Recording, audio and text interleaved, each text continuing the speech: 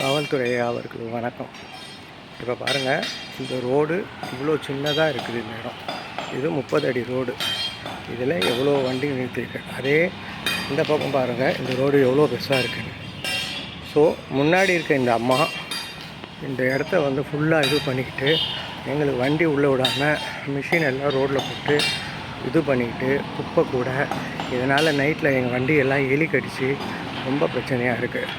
அந்த பக்கம் இருக்கிற மெக்கானிக் வண்டியோட இதெல்லாம் இங்கே கொண்டு வந்து நிறுத்திட்டு ரோட்லேயே வண்டிகளை நிறுத்திட்டு எங்களால் காரை திருப்ப முடியாத அளவுக்கு பண்ணுறாங்க.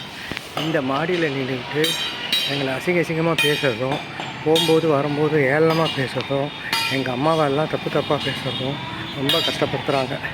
காரை திருப்ப முடியாத அளவுக்கு குப்பைகளை எப்படி போட்டு அடக்கி வச்சுருக்காங்க.